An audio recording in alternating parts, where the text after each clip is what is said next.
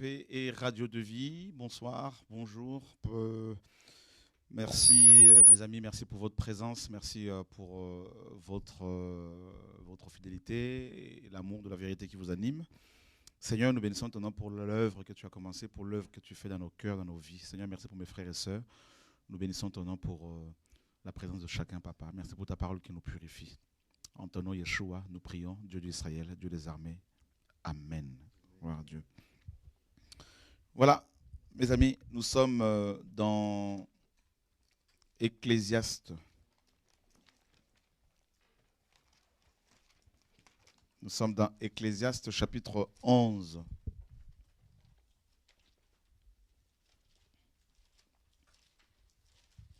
Nous lisons le verset 4. Ecclésiaste 11, verset 4.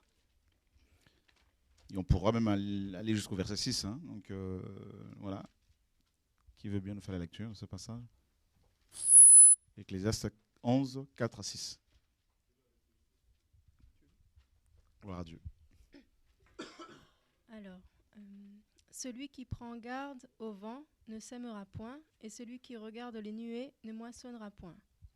Comme tu ne sais point quel est le chemin du vent, ni comment se forment les eaux dans le ventre de celle qui est enceinte, ainsi tu ne connais pas l'œuvre de Dieu qui fait tout. Verset 6.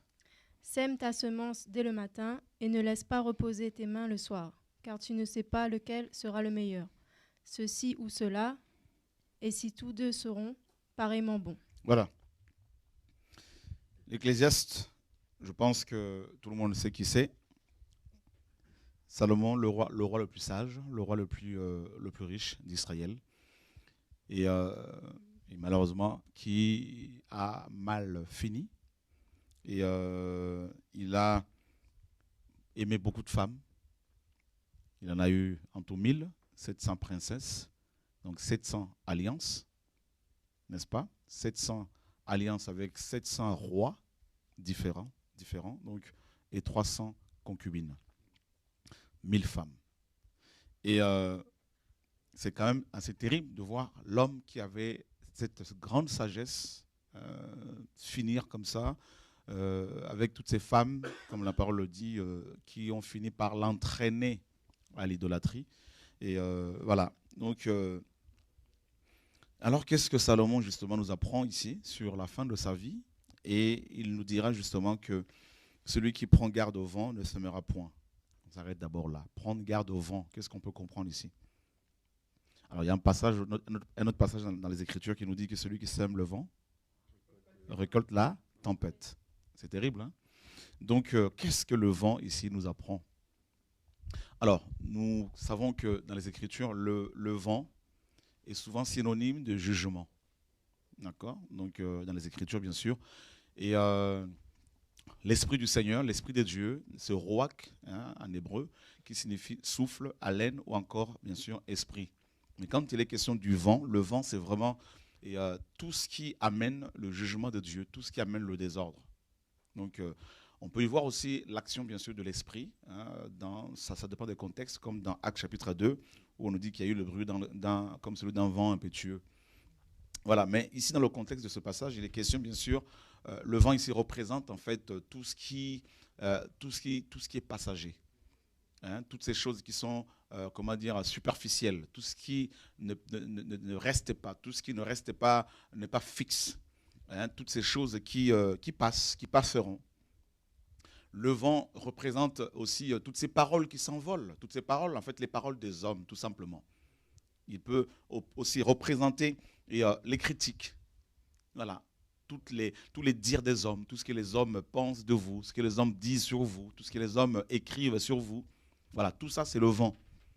Et l'Ecclésiaste nous dit, s'arrêter dessus, n'est-ce pas? C'est passer à côté, justement, de la moisson. Parce que nous sommes, mes amis, appelés, nous, enfants de Dieu, nous sommes appelés à semer. Nous sommes comme des semeurs, de planteurs, n'est-ce pas? Tout au long de notre vie, nous devons planter, nous devons semer. Voilà l'œuvre à laquelle le Seigneur nous a appelés, l'œuvre pour laquelle le Seigneur nous a établis. Donc nous sommes des semeurs. Et malheureusement, on peut perdre beaucoup de temps parce qu'on s'arrête sur, n'est-ce pas, les choses de ce monde. Nous sommes comme un train qui est, n'est-ce pas, qui s'est lancé à grande vitesse et qui ne doit en aucun cas s'arrêter. Et tout au long de ce parcours, justement, il y a bien sûr des choses, des hommes, des femmes, des événements, des circonstances, des situations qui, n'est-ce pas, cherchent par tous les moyens à nous arrêter, à nous freiner. Et comment faire justement pour ne pas prendre garde au vent? Eh bien, il faut avoir une vision. Le problème de beaucoup, c'est la vision. Beaucoup s'arrêtent dans leur marche chrétienne, à cause des combats, parce que le vent ici représente aussi les combats, les épreuves, les tribulations, tout ça, les afflictions. Beaucoup s'arrêtent dessus parce que tout simplement, ils perdent la vision. Vous voyez, le vent, justement, celui qui prend garde au vent. Pourquoi le vent? Parce que, rappelez-vous bien que le vent peut aussi être cette tempête qui vient pour vous déstabiliser, n'est-ce pas? Pour vous secouer. Regardez ce que la parole nous dit, merci Saint-Esprit. Oh, j'aime le Saint-Esprit parce que quand on n'a pas de message, là, il vient, il nous en donne à chaque fois, ça ne rate jamais. Nous sommes dans Luc chapitre 6. Sans le Saint-Esprit, je serais un vase vide. Vous aussi, bien sûr. Alléluia. Comme d'habitude, je disais aux frères tout à l'heure, mais je n'ai rien à partager ce soir. Et voilà, il commence à donner des versets comme d'habitude. Luc chapitre 6, verset 46. Mais pourquoi m'appelez-vous Seigneur, Seigneur, ne faites-vous pas ce que je dis? Je vous montrerai à qui est semblable. Celui qui vient à moi entend mes paroles et ne les met pas en pratique. Il est semblable à un homme qui, bâtissant une maison, a creusé profondément et a mis le fondement sur le roc. Mais une inondation est venue et le torrent s'est jeté contre cette maison sans pouvoir l'ébranler parce qu'elle était bien bâtie. Elle était bâtie sur le roc. Mais celui qui entend mes paroles et ne les met pas en pratique est semblable à un homme qui a bâti sa maison sur la terre sans fondement. Le torrent s'est jeté contre elle et aussitôt elle est tombée et la ruine de cette maison a été grande. Voilà, donc le torrent, tout ça. Et on nous parle du torrent, on nous parle, n'est-ce pas, de l'inondation. Et voilà, donc tout ça, on voit bien que derrière ces choses, il y a bien sûr le vent. Hein, quand il y a un torrent, bien sûr, c'est parce qu'il y a eu de la pluie, il y a eu de l'eau, il y a le vent, tout ça, ça va ensemble. Et le vent vient pour, n'est-ce pas, éprouver la maison que vous êtes. Le vent vient pour éprouver l'homme de Dieu, la femme de Dieu que vous êtes. Et je vous assure que ce n'est pas toujours facile parce que ce vent peut représenter aussi des décès, des personnes proches, chères. Et là, eh bien, il faut justement être cet homme ou cette maison ou cette femme dont le fondement est établi sur le roc. Frères et sœurs, la parole nous dit que vaut mieux la fin d'une chose que son commencement. Parce que, mes amis, ce que Dieu veut, c'est des œuvres qui perdurent. Il y a une parole de Paul, justement, on va revenir encore sur Ecclésiaste 11, et une parole de Paul, donc, qui me touche aussi énormément, dans Corinthiens, dans 1 Corinthiens chapitre 3,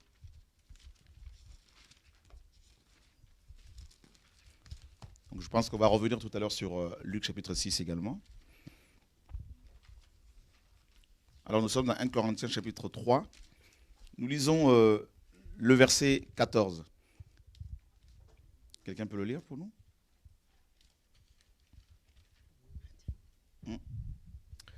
Alors 1 Corinthiens chapitre 3 verset 14. Si l'œuvre de quelqu'un qui aura édifié dessus demeure, il en recevra la récompense. Voilà. Vous voyez, c'est 14, c'est ça, non? C'est ça. Voilà. Donc, si l'œuvre bâtie par quelqu'un sur le fondement subsiste ou demeure, voilà, c'est le mot que je cherchais ici, subsister ou demeurer. D'accord? Donc, vous voyez, ici, mes amis, il est question d'une œuvre qui demeure.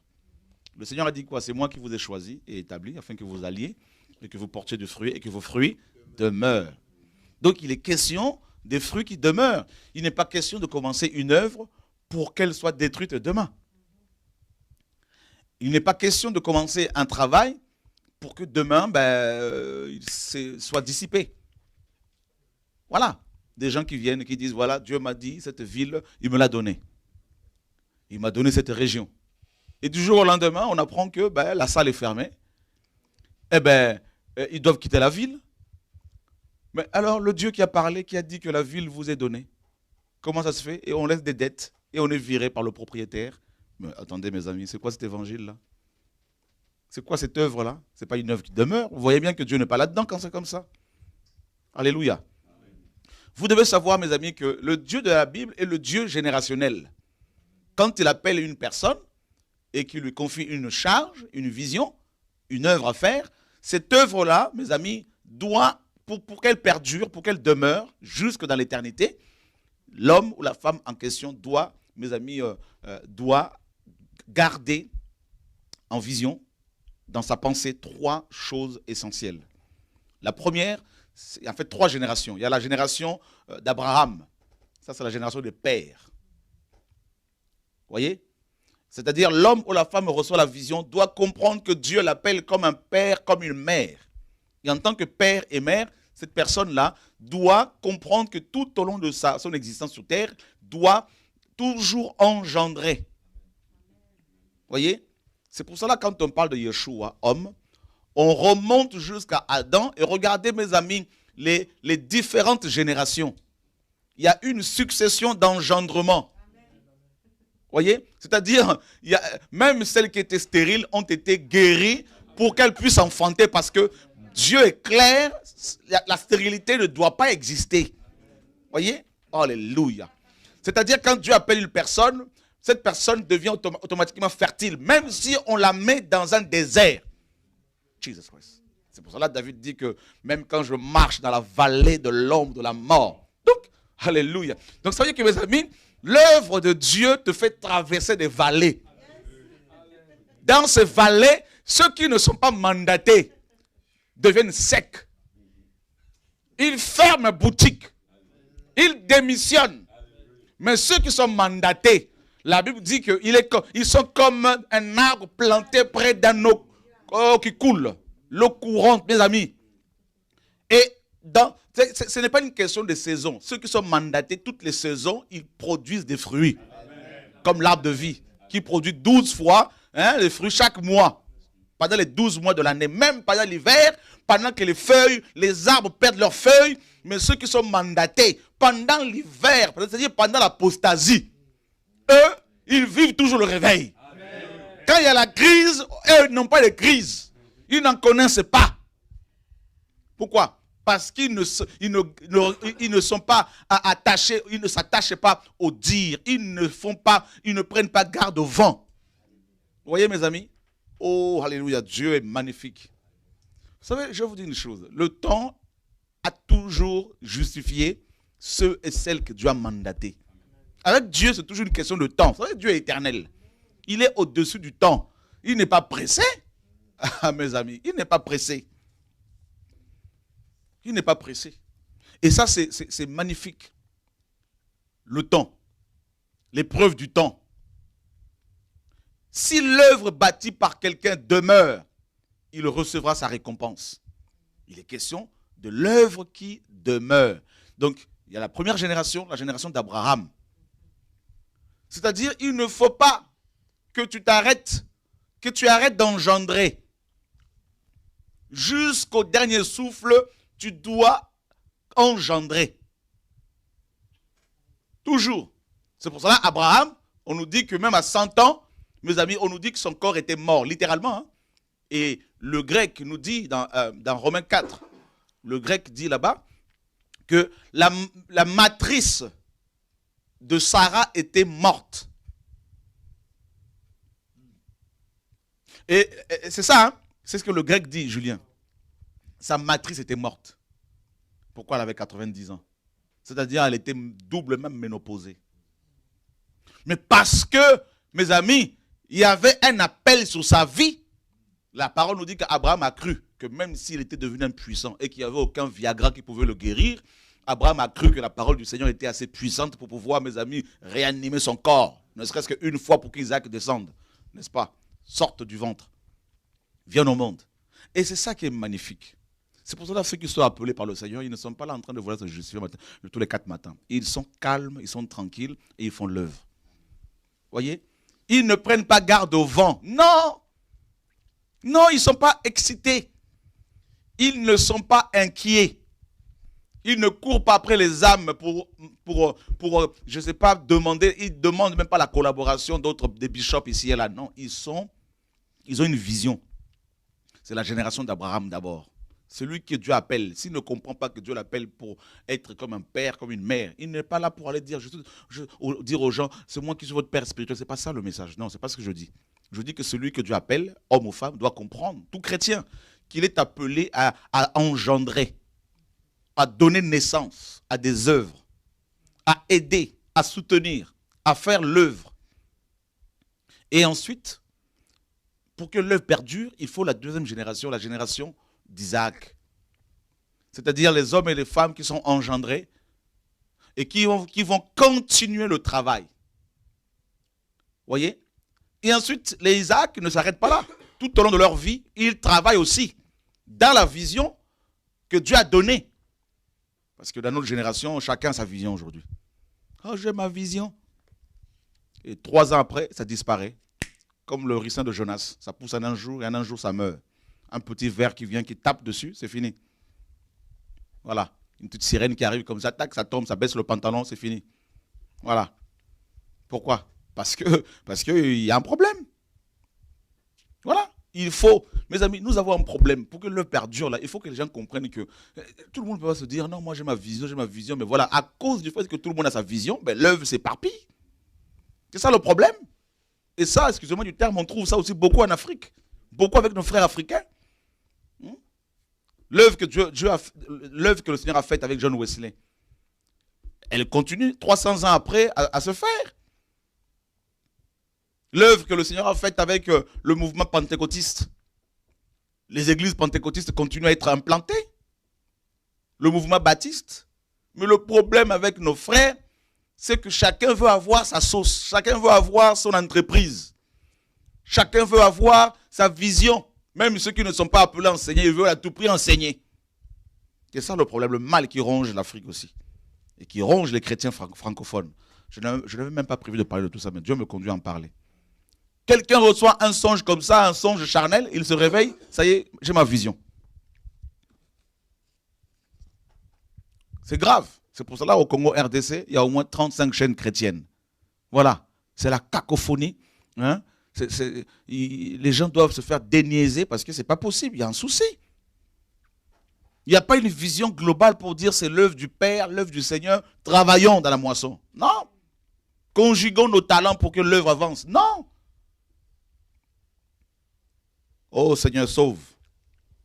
Sauve-nous. Et la 3e génération, c'est la génération de Jacob. Imaginez ces 3 générations qui travaillent. Imaginez comment l'œuvre va prendre de l'ampleur dans les cœurs des hommes, dans les nations, dans les villes. Imaginez un peu, mes amis. Imaginez. Moi, je vois des jeunes parfois qui viennent. Oh, Dieu m'appelle comme apôtre. Je lui dis, t'as quel âge, toi?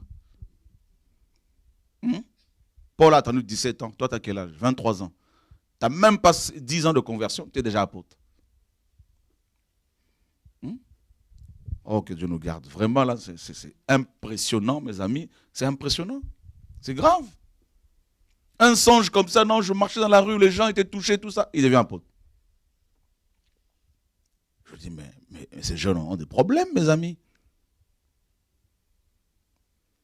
Ils ne vont pas dire, non, je suis comme Timothée. Non, Timothée, pour eux, il est inférieur. Timothée, il était petit pour beaucoup.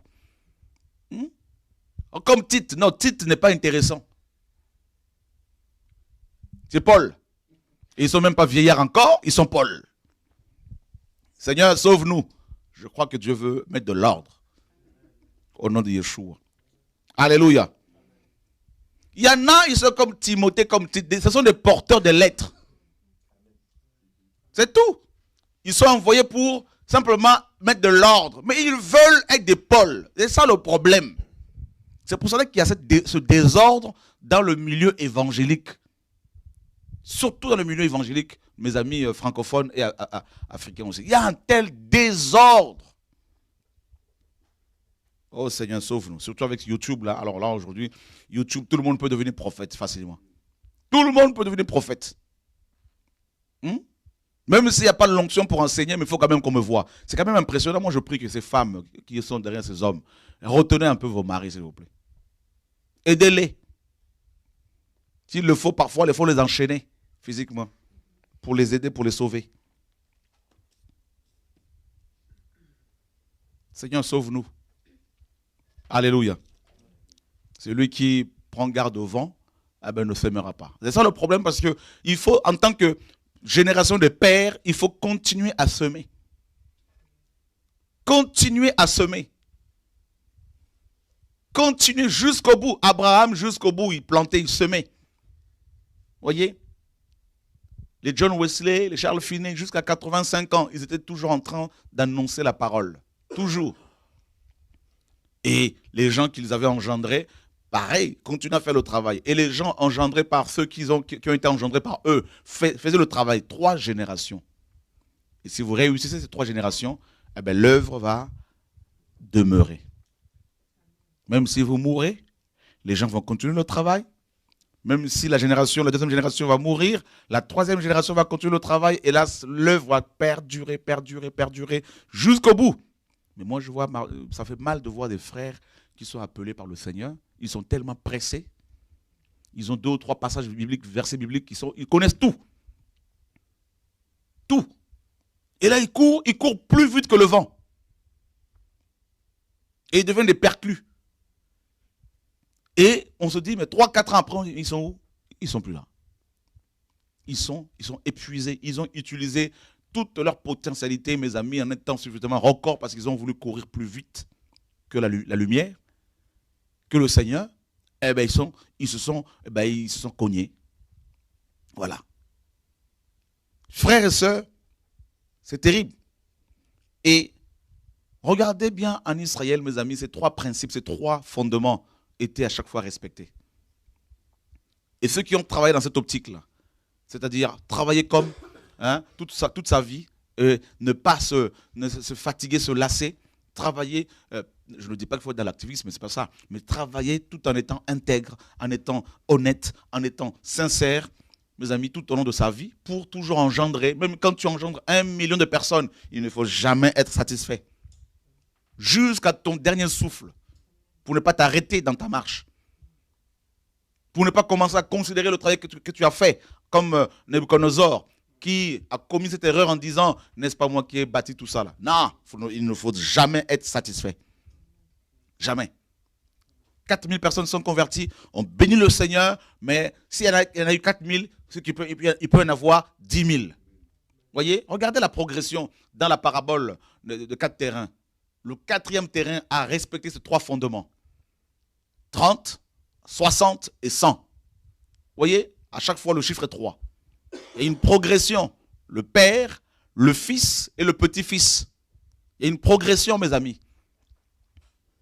Le Père peut faire 30. Les fils vont faire 60. Pourquoi? Parce qu'ils ont été bien formés. Parce qu'ils ont, n'est-ce pas, ils ont été, vous voyez, Élie a fait quelques miracles, mais Élisa en a fait plus. Pourquoi? Mais c'est ça les 3 bases, les 3 fondements. Le Seigneur a dit quoi? Vous ferez plus que moi. Donc vous voyez, c'est un principe biblique. Mais comment voulez-vous que les fils fassent plus s'ils sont des Géasi? S'ils sont des Corée, d'Abiram, de Dathan, ils vont mourir avant les pères. C'est ça le problème de cette génération. Les fils meurent avant les pères parce qu'ils veulent tuer les pères. Et ils meurent dans l'œuf. Parce que l'onction paternelle, l'onction des pères, est une onction, l'épée, c'est une onction majeure.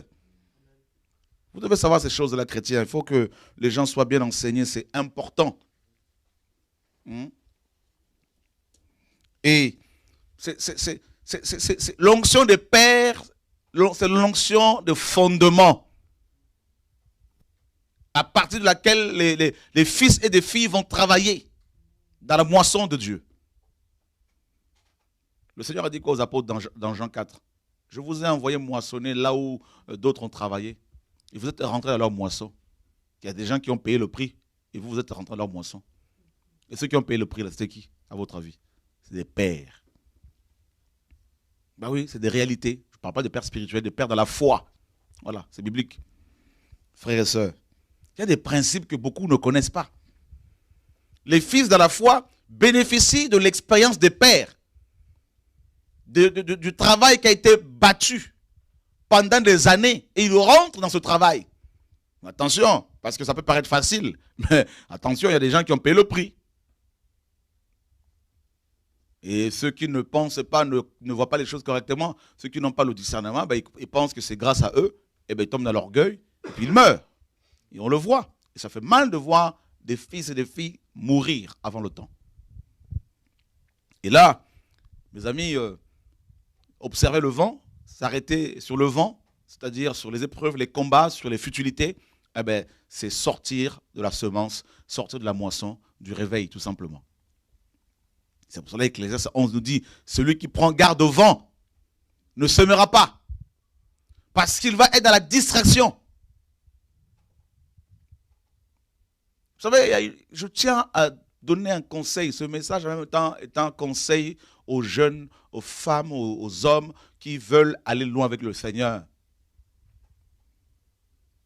L'onction des pères, c'est l'onction majeure, c'est l'onction qui vient pour poser le fondement. Paul a dit, j'ai posé le fondement comme un sage architecte. Que chacun prenne garde à la manière dont il construit dessus. Ben oui. Et l'onction des pères, c'est l'onction des pionniers. Ça ouvre des voies. Un pionnier, c'est quelqu'un qui va, mes amis, qui va dans des endroits inexploités, dans des terrains inconnus, comme les pionniers qui sont arrivés aux Amériques, les colons, les Européens. Vous voyez, ils ne s'arrêtaient pas quand ils trouvaient de l'or. Hein. Ils continuaient jusqu'à parcourir tout le territoire. Il fallait qu'ils découvrent tout. Et les autres, quand ils viennent après aux États-Unis, quand ils arrivent aux États-Unis, ils ne se rendent pas compte du travail de ces pionniers. Ceux qui ont construit les autoroutes, ceux qui ont construit les lignes de chemin de fer. Mes amis, vous vous rendez compte? Le travail qui a été battu par ces pères, c'est terrible. Le travail qui a été battu par Paul, par Pierre, par Jacques, au prix de leur vie, pour que nous ayons des Bibles. Si nous sommes là, vous devez savoir que nous sommes les fruits, hein, les produits de Paul, Pierre, Jacques et Jean. 2000 ans après. Vous vous rendez compte, frères et sœurs? Alors, un peu de considération. La parole est claire. Frères et sœurs, les Écritures nous disent, mes amis, que ces trois fondements-là, quand on le respecte, c'est-à-dire celui qui reçoit l'appel, il va travailler tout au long de sa vie, en étant intègre, en refusant la compromission, en refusant les femmes, en refusant les hommes, de se compromettre sexuellement, de se compromettre avec l'argent, hein, de se compromettre avec des alliances charnelles, diaboliques, impies, en étant toujours vrai, intègre, honnête. Eh ben, parce que quand on est intègre, honnête, ben, tout au long de sa vie, on est fertile, on va engendrer, il y aura des fruits, on va porter des fruits jusqu'à sa mort. Et là, eh ben, les enfants que tu as engendrés, hommes ou femmes, vont travailler pareil, et leurs enfants pareil. Et attention, je ne dis pas qu'il faut commencer à dire aux gens, vous êtes mes enfants, c'est pas ça le message, comprenez mon langage. Voilà, comprenez bien l'enseignement. Vous voyez? Et là, si ces trois fondements sont travaillés, respectés, alors je vous assure mes amis, là, et donc bien sûr, au fond de ces trois fondements, il y a Yeshua, bien sûr, Jésus-Christ, et là, ben, l'œuvre va demeurer. Ça fait mal de voir des gens qui avaient un appel authentique, au bout de 10 ans, ils ne sont plus là. On se dit, mais qu'est-ce qui s'est passé? Eh bien, ils ont couru tellement vite, ils ont voulu tellement montrer, prouver au monde entier qu'ils étaient arrivés, qu'ils ont fait naufrage. Comme Alexandre, comme Philette, comme Hyménée, qui avaient fait naufrage par rapport à la foi. Vous vous rendez compte, frères et sœurs? Et la parole nous dit, celui qui prend garde au vent ne sèmera pas, et celui qui regarde les nuées ne moissonnera pas. Waouh! Prendre garde au vent, regarder les nuées, ben on risque de ne pas semer, ni de récolter. Vous vous rendez compte, frères et sœurs? Les nuées, c'est pareil, ça passe. C'est des choses qui passent. Voilà. Vous voyez, s'il y a des nuages au-dessus de vos têtes, aujourd'hui, demain, le lendemain, vous allez voir qu'ils ne seront plus là. C'est ça. C'est-à-dire, les nuées ou les nuages ou encore le vent représentent ici des choses futiles, des choses qui ne demeurent pas. Ça peut être aussi une beauté apparente d'une femme. Oh, combien, mes amis, ne sont-ils pas séduits par cette beauté, mes amis, passagère. Comme nous dit Proverbe 7, cette femme étrangère qui a réussi à séduire ce jeune homme, cette église apostate. L'argent peut être aussi, n'est-ce pas, ce vent qui, bien sûr, demain sera dévalué. Et on aura perdu toute sa crédibilité, son témoignage, son parfum, son, n'est-ce pas, sa vie spirituelle, son éternité pour quelque chose qui va passer. Une femme peut paraître belle aujourd'hui, demain elle finira par vieillir. Et on voudra changer pour prendre encore une nouvelle jeune fille, tout ça, et un jour viendra où tu vas t'apercevoir, mon frère, que toi-même aussi tu as vieilli. Même le Viagra ne marchera plus. Voilà. Combien, mes amis, d'hommes et de femmes ne regrettent-ils pas pour s'être fait avoir en s'attachant à une beauté passagère? Combien, mes amis, ne se sont-ils pas fait avoir parce qu'ils se sont fait, n'est-ce pas, ils sont attachés à l'argent et puis du jour au lendemain, plus d'argent. Voilà. L'argent leur a glissé entre les mains. Et combien de riches, mes amis, aujourd'hui, ne sont-ils pas devenus pauvres? L'argent. Alors, frères et sœurs, la parole dit, sème ta semence dès le matin. Dès le matin. Ça veut dire quoi dès le matin? Écoutez bien. Yeshua est le soleil levant. C'est-à-dire que dès le matin, c'est là qu'on se réveille. Hein. C'est-à-dire quand il y a la nouvelle naissance, quand tu es né de nouveau, quand tu es né d'en haut. C'est ça le matin, c'est là qu'il faut commencer à semer. Pourquoi le matin? Parce que, bien sûr, les païens sont dans les ténèbres, nous dit la parole. Ils ne sont pas éclairés. Leurs pensées sont plongées dans les ténèbres. C'est pour cela le matin, c'est l'étoile du matin qui vient nous éclairer. La conversion pour nous, c'est le matin. La parole du Seigneur, c'est le matin pour nous. C'est pour cela Isaïe 60 nous dit, lève-toi et sois illuminé, car ta lumière arrive. L'étoile du matin arrive. Et Pierre nous dit jusqu'à ce que l'étoile du matin se lève dans vos... Alléluia. Vous voyez que c'est dans la parole tout ça, mes amis. Et tout ça, ce n'est pas une préparation au préalable. Hein. C'est le Saint-Esprit qui nous enseigne ces choses-là, mes amis. On peut acclamer le Seigneur.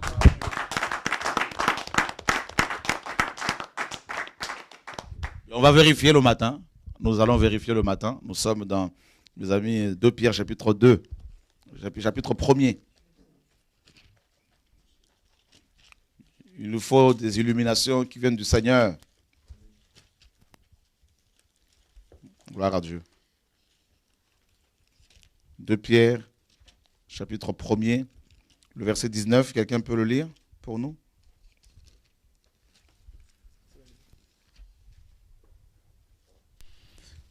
Donc 2 Pierre, chapitre 1er, verset 19. Nous savons aussi la parole des prophètes qui est très ferme, à laquelle vous faites bien d'être attentifs, comme à une lampe qui brille dans un lieu obscur, jusqu'à ce que le jour vienne apparaître et que l'étoile du matin se lève dans vos cœurs. Et que l'étoile du matin se lève dans vos cœurs. Et nous sommes dans Apocalypse chapitre 22.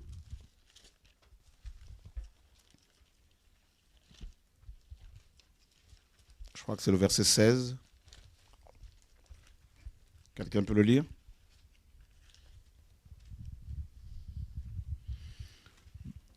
Apocalypse 22, verset 16.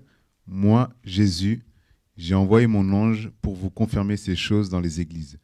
Je suis le rejeton et la postérité de David, l'étoile brillante du matin. Voilà. Donc, nous comprenons ici que le matin, c'est Jésus simplement. Donc, dès le matin, c'est littéralement, dès que tu reçois la révélation de Jésus-Christ, dès l'instant où Jésus s'est révélé à toi, c'est là qu'il faut commencer à semer. D'accord? Donc, ça veut dire qu'on n'a pas de temps à perdre. Or, il y a le premier matin, c'est la conversion. Mais le Seigneur ne s'arrête pas là. Parce que tous les jours, c'est le matin. D'accord? C'est-à-dire tous les jours, en méditant la parole, en priant, c'est comme si c'était un nouveau matin pour nous. Donc, ça veut dire que tous les jours, nous devons semer. Nous sommes des semeurs qui ne se fatiguent jamais. Vous voyez? Pourquoi? Parce que pour nous, l'été, l'hiver n'existait pas. Parce qu'il y a 12 mois dans notre calendrier, n'est-ce pas? Divin, hein? Même biblique. Voilà. Et les 12 mois, mes amis, pendant ces 12 mois-là, nous semons et nous récoltons en même temps. Ce que tu as semé en janvier, en février, tu le récoltes. Ce que tu sèmes en février, en mars, tu le récoltes. Ce que tu sèmes en mars, en avril, tu le récoltes. C'est ça, donc c'est comme un cycle. Donc c'est pour cela, l'Ecclésiaste nous dit, mes amis, ici, sème ta semence dès le matin. Et ne laisse pas reposer tes mains le soir. Le soir, ici, c'est quoi? Le soir. Alléluia. Mais, mes amis, vous connaissez le soir, non? Alléluia. On connaît le soir. Vous voulez qu'on aille vérifier encore, là, ce comment, là, mes amis, là? Ouh, alléluia. Le soir, on connaît la parabole, hein, mes amis. Hein? Nous sommes dans, voilà, on aime la parole, que Dieu soit béni. Matthieu chapitre 20.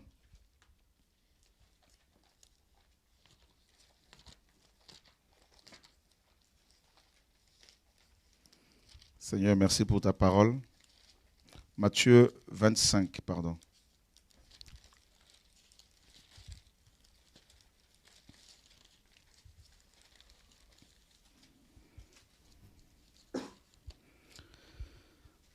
Voilà, Seigneur.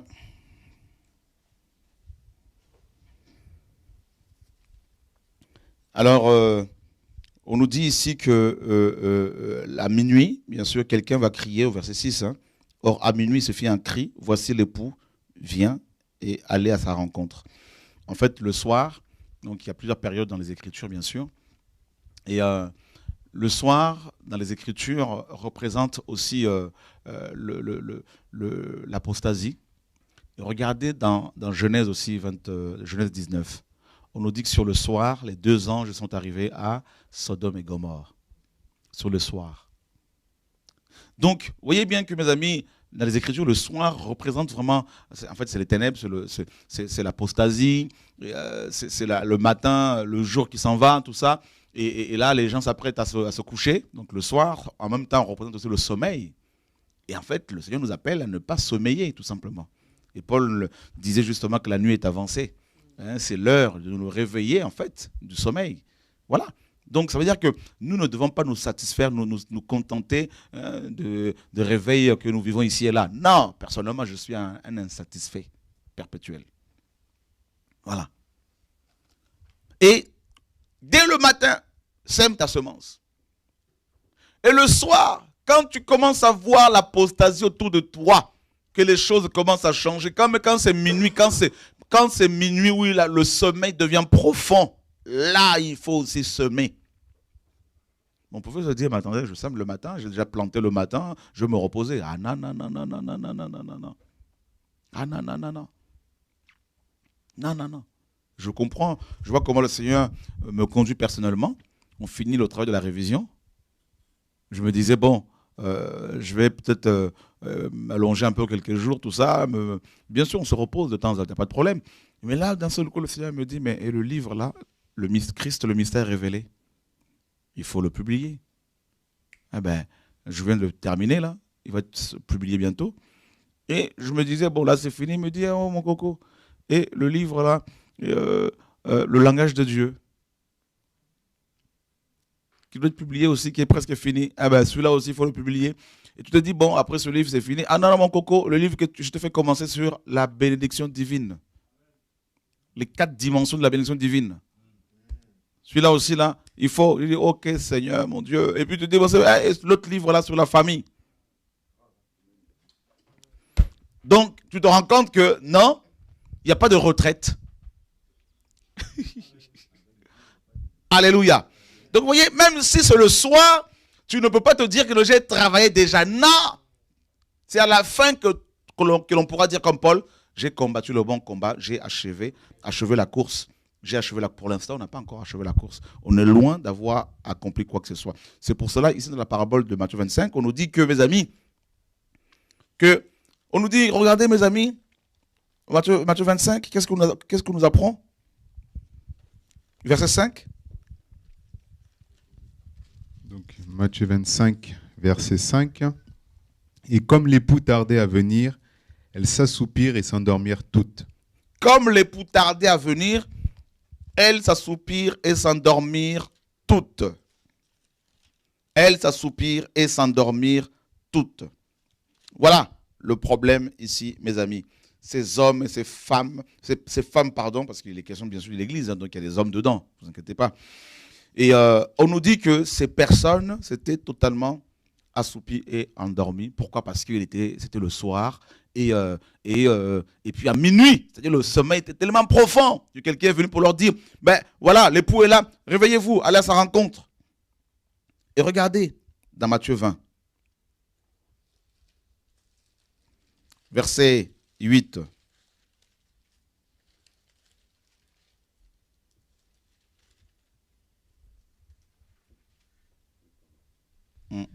Matthieu 20, verset 8. Et le soir étant venu, le maître de la vigne dit à son intendant, appelle les ouvriers et paye-leur le salaire, en commençant depuis les derniers jusqu'au premier. Ça veut dire quoi ici? Le soir correspond au temps de la récompense. Dans les Écritures aussi. Ça veut dire que le Seigneur nous dit ici que même si c'est l'heure, c'est le temps de la récompense, il ne te dit pas je vais me reposer. Vous comprenez? Tellement que Dieu veut que nous soyons des engendreurs, des gens qui engendrent. Ne dis pas non, j'ai beaucoup travaillé, maintenant je vais te payer. Non! Même une seconde avant ta paye, avant ton couronnement, tu dois planter. Ça veut dire que Dieu ne veut pas qu'on gaspille même une goutte d'onction. Vous vous rendez compte, mes amis, là? Au temps du soir, on nous dit que les ouvriers étaient convoqués pour recevoir leur rétribution. Et là, on nous dit, Ecclésiaste nous dit que c'est là qu'il faut semer aussi, il faut planter. Donc, vous comprenez qu'on ne doit pas on ne doit pas se laisser distraire. Parce que l'ennemi veut tout simplement nous distraire. Il ne faut surtout pas vous laisser distraire, mes amis. Et regardez toujours dans Matthieu chapitre 20. Verset 1er.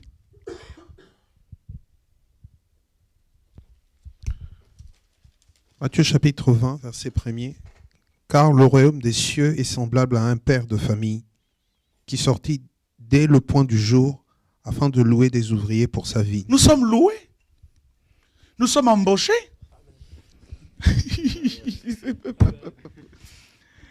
Et on nous apprend que nous sommes des ouvriers. Nous travaillons dans un champ. Vous vous rendez compte, mes amis? Et nous avons des graines spirituelles. C'est-à-dire la parole de Dieu sous ses multiples aspects. Parole épée, c'est une graine. Parole l'eau, c'est une autre graine. Parole feu, une autre graine. Parole marteau, une autre graine. Jésus lion, une autre graine. Jésus feu, Jésus agneau, Jésus le chemin, Jésus la vérité. Il y a tellement d'aspects de Yeshua que nous pouvons révéler aux gens que même l'éternité n'est pas suffisante pour achever ce travail. C'est pour cela qu'il ne faut pas perdre du temps. C'est pour cela que Paul dit qu'il faut racheter le temps. Racheter le temps, ça veut dire quoi? Le temps nous appartenait avant. Il faut le racheter, il faut l'acheter. Parce que on se fait voler le temps. On se fait voler le temps. Tu sais, mon frère Hugues, quelqu'un te critique. Oh, mais il faut le laisser. Vous êtes encore dans ces considérations-là? Non, mais arrêtez-moi ça, mes amis. Distraction. Oh, mais tu sais, Hervé, là-bas, quelqu'un t'attaque. Oh, mais il faut le laisser. Ça veut dire que je suis devenu important. Parce que s'ils se mettent à parler d'Hervé, c'est que Hervé devient important. On ne veut pas parler d'un prisonnier qui est enfermé. Vous voyez, frères et sœurs? Dès le matin, nous sommes loués. C'est pour cela que l'Église dit dès le matin. C'est-à-dire, dès le matin, c'est là qu'on t'a loué. Donc, vous voyez bien, quand je dis que le matin, c'est la conversion, je ne suis pas anti-biblique.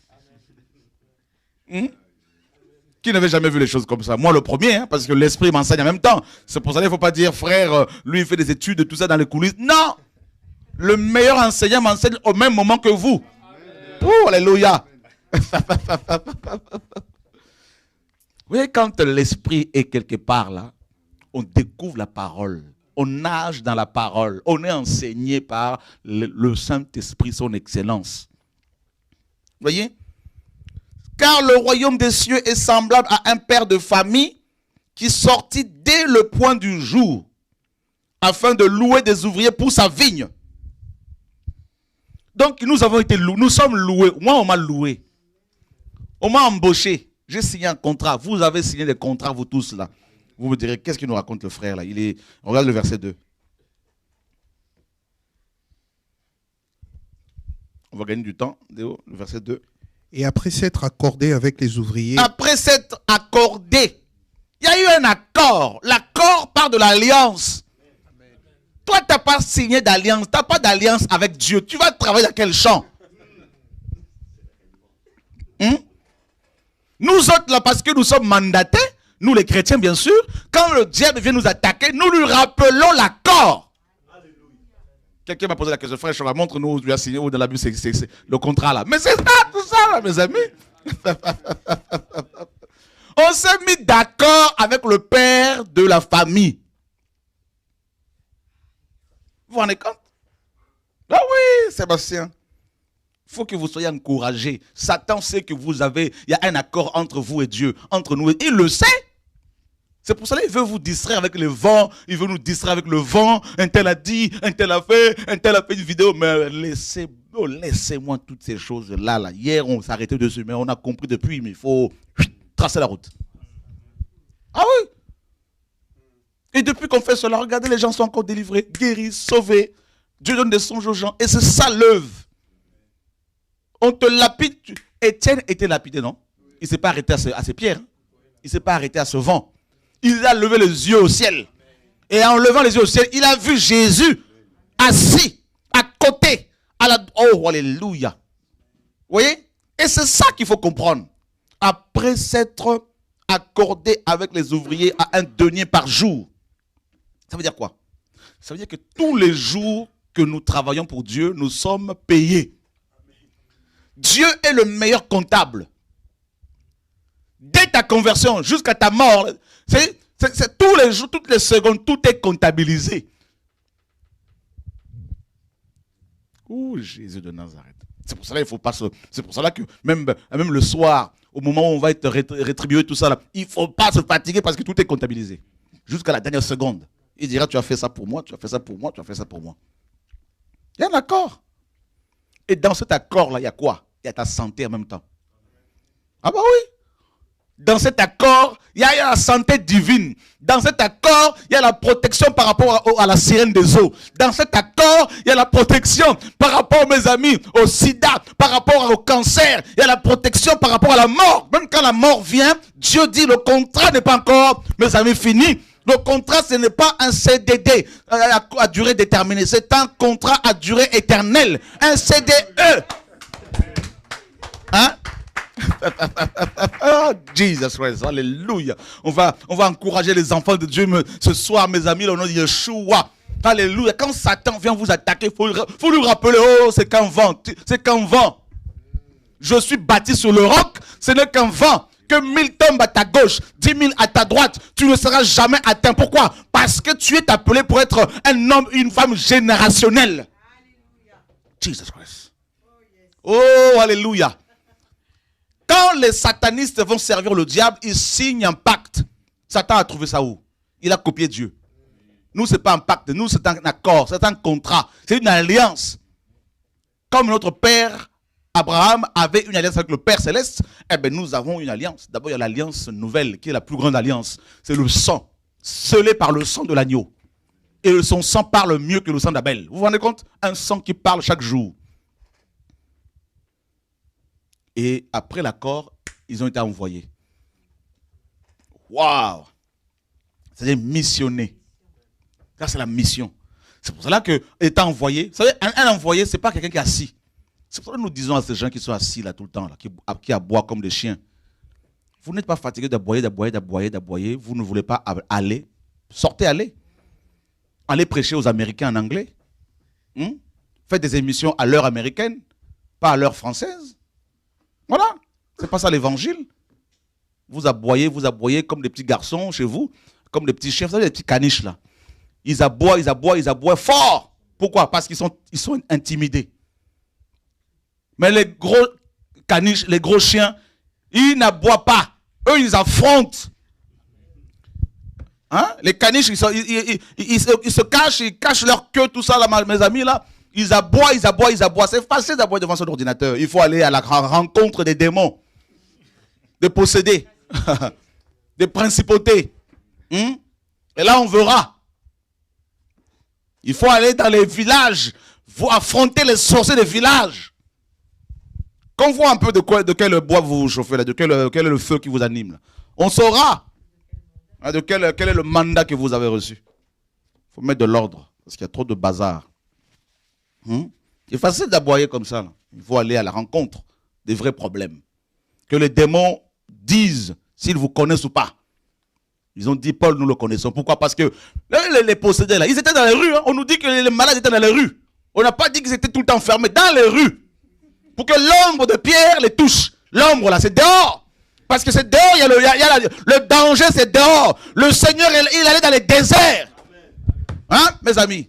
Dans la chambre haute, c'est pour enseigner les disciples, comme Paul. Dehors, c'est la confrontation. Sortez, allez dans les hôpitaux, allez en mission. Que le chrétien voit vos vidéos en train d'affronter les sorciers. C'est ça le Mont Carmel véritable. Nous n'avons pas besoin de puces qui s'excitent devant les ordinateurs. Il faut que la parole soit prêchée. C'est important. Il y a trop de choses. Il y a des gens qui ont signé un contrat, qui ont un accord. Pour qu'il y ait accord, il faut qu'il y ait une rencontre. Alléluia. Oh, alléluia. Il y a des gens qui ont rencontré Dieu. Ou je dirais, il y a des gens que Dieu a rencontrés. Jesus Christ. Alléluia. Je méditais Jonas aujourd'hui, mes amis. Jonas, Dieu vient le voir. Jonas, oui, maître, va prêcher à Ninive. Il se sauve. Mais parce qu'il y avait un appel, il fallait qu'il rentre dans ce contrat-là. C'est pas toi qui as cherché le contrat, c'est Dieu qui t'a cherché. Jonas prend le bateau, il paye son billet, il s'enfuit. Dieu l'attrape, le rattrape. On le jette par-dessus bord. Dieu parle à un poisson, il ordonne à un poisson d'aller l'avaler. 3 jours de retraite et de prière, de jeûne à sec. 3 jours après, la Bible dit Dieu parla au poisson. Ah, mes amis, parce qu'il y a un contrat entre toi et Dieu, il va parler à ceux qui veulent t'avaler. Il va parler à tes combats, il va parler à la tempête. Mes amis, il y a des gens qui ont rencontré des sites internet. D'autres, Dieu les a rencontrés. Paul dit, l'évangile que je prêche, je ne l'ai pas reçu d'un homme. C'est suite à une révélation. C'est ça l'évangile. Nous ne prêchons pas des choses qu'on a entendues, c'est des choses qu'on a expérimentées. Il y a eu un accord. Fils, oui père. Tu vas me servir, oui père. Tu seras à mes côtés pour l'éternité après, oui père. Celui qui te combattra, je le combattrai, oui père. Il y a eu un contrat. Jésus nous a visités, vous a visités. Rappelez-vous le jour où vous êtes convertis. Comment vous aviez pleuré. En abandonnant la convoitise, le péché. Mais imaginez, ce jour-là, c'est là que le contrat a été établi. Oui, ma soeur, tu as signé ce contrat, tu ne le savais certainement pas. Mais le contrat a été conclu. C'est pour cela que Satan, il tourne autour de toi, il envoie le vent. Il veut te distraire. Le vent peut être ce jeune homme qui paraît beau. C'est juste un vent. Ça va passer, il va mourir. C'est comme une... Vous savez, je vais vous dire une chose. Dieu me rappelle quelque chose. Dieu me dit quoi? L'homme n'est qu'un souffle, un vent. Ben oui, il va passer. Tout est écrit, c'est éphémère. Qu'est-ce que l'homme? L'homme n'est qu'un souffle.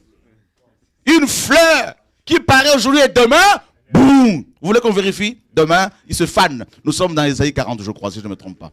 Tout est dans la parole de Dieu. Mon frère Hugues, c'est pour cela qu'il faut, mes frères, vous qui êtes là, tout ça, là, Olivier, nous avons besoin du Saint-Esprit. Sinon, là, on ne va pas enseigner correctement. Regardez, le verset 6. Oh, alléluia.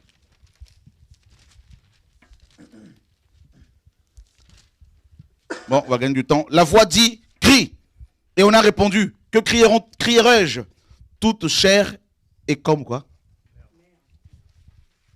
Toute chair est comme l'herbe. Et toute sa grâce est comme la fleur d'un champ. L'herbe est sèche et la fleur tombe. Pourquoi? Parce que le vent de Yahweh souffle dessus. Vous vous rendez compte? Vous vous rendez compte, mes amis?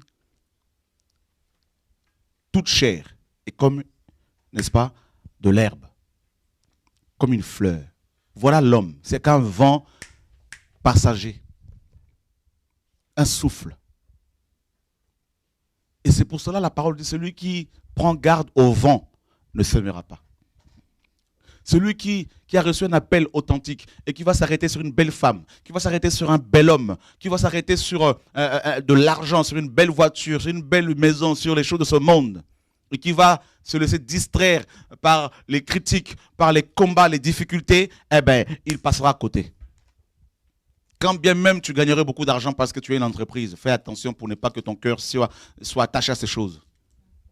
Oh oui. Il ne faut jamais oublier que ce ne sont que des choses passagères. Dès le matin, c'est-à-dire dès ta conversion, dès l'instant où Dieu est venu te voir pour te dire, voilà, je t'appelle, commence déjà à semer. C'est pour ça que la femme samaritaine, dès sa rencontre avec le Seigneur, elle n'a pas tardé. Hein. Ah non, elle a pris la parole. Oh là. Le retour à la parole, là, ah, ben c'est clair. Alléluia. Venez voir un homme qui m'a tout dit. Est-ce que cette femme a d'abord fait les affermissements? Attends. On acclame le Seigneur pour sa parole.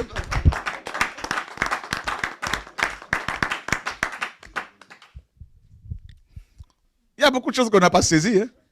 Non, d'abord les affermissements, ensuite les fondements. Mais qu'est-ce qu'on fatigue les gens, mes amis là? Quelqu'un qui vient d'être allumé, il est tout en feu. Il faut l'encourager, l'encadrer, l'aider. Alléluia. Le matin ici peut être aussi l'image de la naissance physique. Vous voyez, non? Et le soir, la mort. Donc, de ta naissance à ta mort, il faut servir Dieu. Le matin représente la conversion aussi, on l'a vu. Le soir, le retour du Seigneur. Ou notre départ au ciel. Et c'est pour cela qu'il ne faut jamais se lasser de faire du bien. L'Ecclésiaste nous dit qu'en tout temps, tes vêtements soient blancs et que l'huile ne manque point sur ta tête. En tout temps, qu'il pleuve, qu'il neige, que les gens te critiquent, que les gens t'abandonnent, qu'ils soient avec toi, fais toujours la volonté du Seigneur. Fais toujours ce qui est juste, ce qui est bon. Des choses à partager, à dire? Ou si vous voulez nous appeler, on a quelques minutes encore. Voilà. Qu'est-ce que vous en pensez un peu de tout ça, mes amis?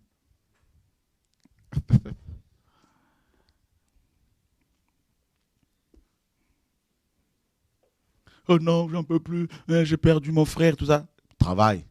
Quelqu'un voulait s'arrêter. Seigneur, laisse-moi d'abord aller enterrer mon père. Seigneur, non. Laisse les morts enterrer leurs morts. Toi, ne t'arrête pas sur le vent. Mais Seigneur, qu'est-ce que les gens vont dire? Ah bon, tu es encore à ce niveau-là? Qu'est-ce que les gens vont dire? Si tu veux que les gens t'apprécient, t'approuvent, tu seras désapprouvé par le Seigneur. Il faut faire ce qui est juste. Qu'est-ce que Dieu dit?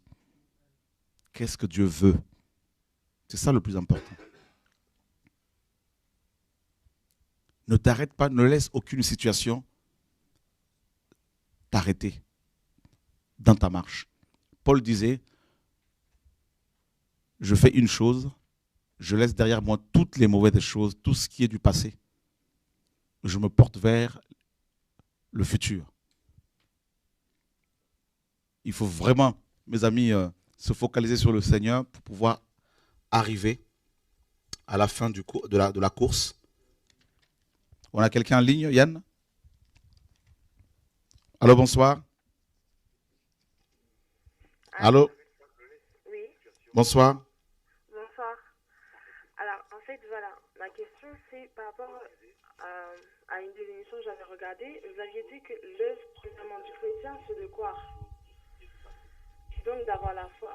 Donc, je vais savoir par rapport au principe d'engendrer et tout, si c'est le même principe par rapport au fait de croire, l'espérance et la foi. Comment? J'ai pas compris la question, pardon. Alors, en fait, ma question, c'est... Ah, on n'entend plus rien. On n'entend plus rien. Alors, vous m'entendez? Oui, là, bon, là c'est bon.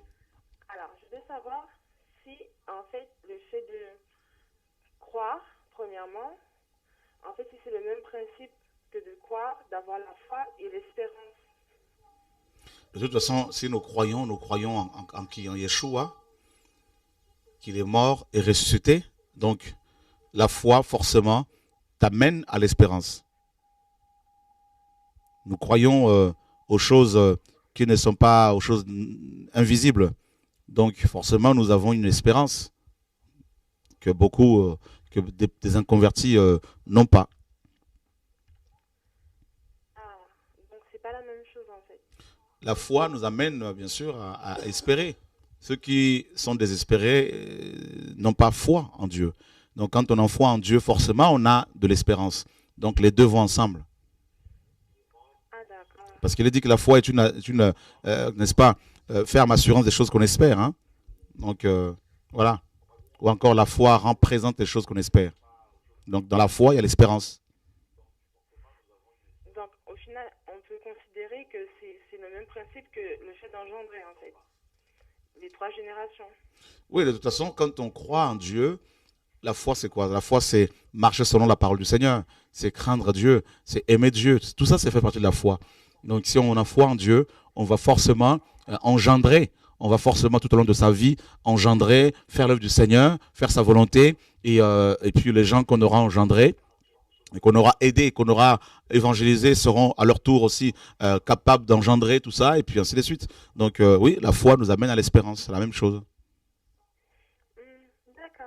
Voilà, la foi, nous croyons en l'éternité à venir et en la Nouvelle Jérusalem. Donc c'est notre espérance, forcément.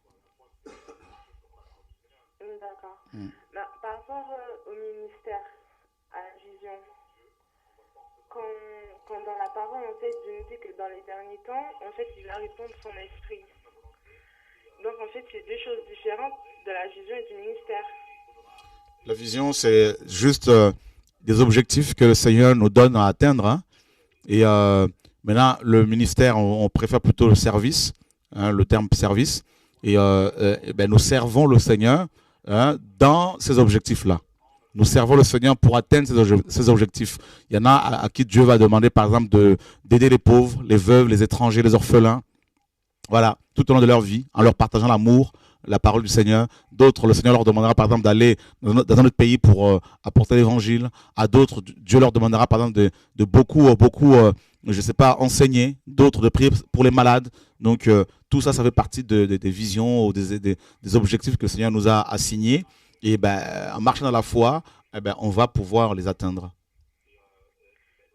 En marchant par la foi. Donc, Ouais. l'âge, c'est important, alors. L'âge? Oui. Allô? Oui, l'âge de la personne. Ah non, dès l'instant où tu es converti, le Seigneur commence bien sûr, à se servir de toi pour faire du bien autour de toi. Maintenant, de là à aller se faire reconnaître apôtre après 3 ans de conversion, non, on n'est pas là pour chercher les titres. Hier, on pensait voilà, que c'était vraiment important, mais aujourd'hui, on comprend que ce sont des fonctions. Hein, et pour reconnaître quelqu'un en tant qu'apôtre, dans une fonction apostolique, il faut plusieurs années. Paul a dû travailler pendant 17 ans.